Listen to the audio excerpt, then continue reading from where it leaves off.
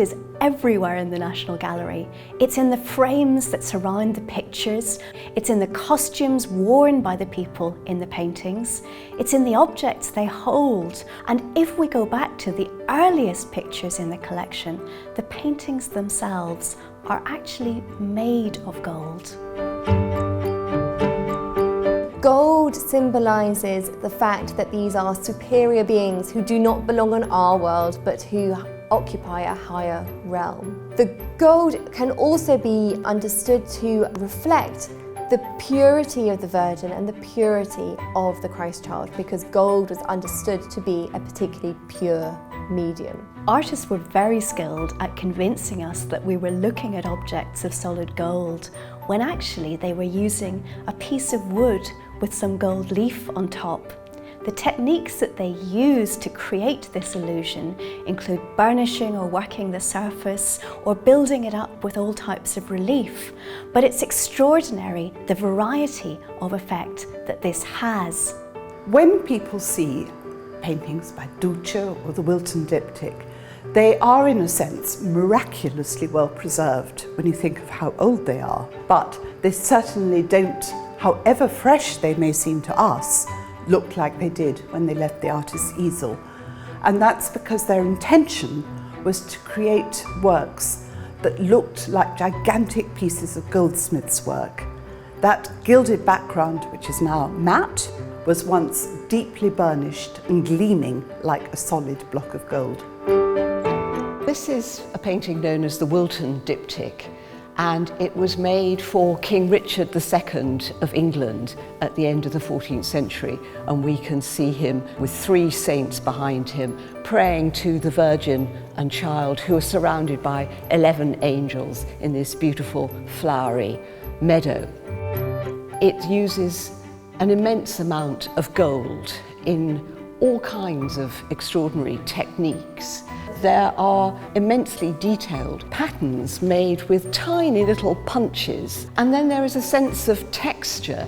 We can see that particularly perhaps around Richard's crown and collar, where there are little dots of paint raised up to look as though they're pearls. When the painting was closed up to be carried, the first thing you would see is Richard's badge of the white stag, which is partly painted, but the antlers are created in this beautiful gold stipple technique. For anyone who wants to understand how these panel paintings were made with their gilding, we have one absolutely fundamental source, which is a manuscript written down by an artist called Andrea Cennini, and he wrote down all the recipes and secrets of his craft. You can use this manuscript to reconstruct techniques, and you come up with something that looks reasonably like an old painting. And our scientific department too have used this to look at their samples from very old paintings to confirm that this is indeed the sort of thing that was done. One of the key tools that we have at our disposal in the scientific department is a high-powered scanning electron microscope, which we can use to investigate the gold in paintings in more detail. And it's particularly useful for investigating the different types of metal leaf that artists used. We gradually build up an impression of how the artists worked and what effects they were trying to achieve. We set out to make a reconstruction of their techniques, following always Cennini's guide. So there were lots of stages working its way up to the beautifully smooth gesso. You're then ready to draw your design on the panel. It's very important, if you're going to be doing gilding and painting, to separate the two, because you do the gilding before you do the painting. Therefore, you have to have drawn your figure on the panel. So there's 4 different main techniques for applying the gold. The first is called water gilding, and they would use this for the large expanses of gold in the backgrounds, and by first applying soft red-brown clay. The red is also an advantage because gold leaf is very, very thin, and if you lay it over red, it will make it look rich and deep. And then you can start to apply the thin gold leaf.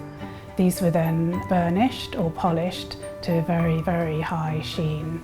And these could then be decorated in a multitude of different ways. Another way of producing a similar effect was a technique called mordant gilding. And this was done by making an adhesive, mixing oil with pigments. So you created a very sort of sticky mixture, and then you'd put your gold leaf on top, and it would only stick in the parts where there was a pattern on the gold. Mordant gilding is beautifully demonstrated in the National Gallery collection by Duccio's paintings, for example, his wonderful Virgin and Child. In paintings such as this, the gold ground is used to denote the heavenly realm and the divine sphere. A work such as this was probably a domestic altarpiece used within the home, lit solely by candles. And so you have to imagine this whole gold background shimmering and moving under the light of that flickering candle. The effect of lighting a painting like this would have really drawn your attention to it, because it would have almost be as if it was emanating light itself, as if the panel was alive with light.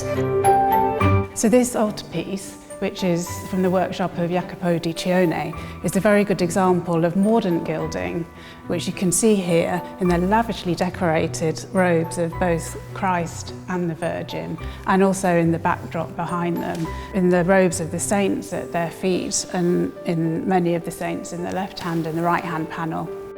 Artists quite often depicted cloth of gold draperies, and there are several different ways of achieving those effects. One of them is called sgraffito, and you would start with water gilding technique, and then you'd apply paint onto the surface of the gold, and then you could carefully scratch away the paint in a pattern, revealing the gold beneath. One of the most gorgeous uses of sgraffito in an Italian painting in the National Gallery collection is Nardo di Cione's Three Saints. The elaborate carpet on which they're standing is all done using this technique of scraping away the tempera. Another way was to use something called shell gold, and this was gold that had been ground up into a powder and then mixed with egg to make a paint, and then you could paint on very, very fine lines of gold in a much more painterly manner.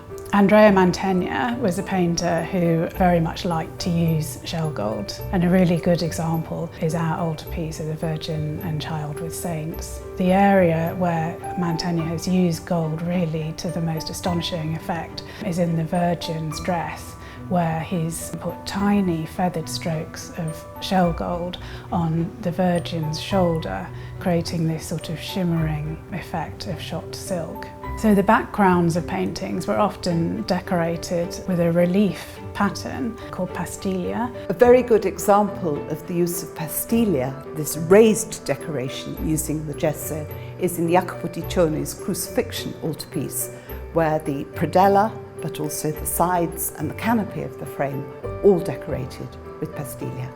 Another way of doing this, which is the way that the artist Michael Packer used, is to actually carve into the gesso and to make the pattern that way. And he's done this in the background of his Virgin and Child with Saints. He's used a black bowl, and this gives the gold a different colour because the gold leaf is so thin that the colour on which you apply it actually does influence its appearance.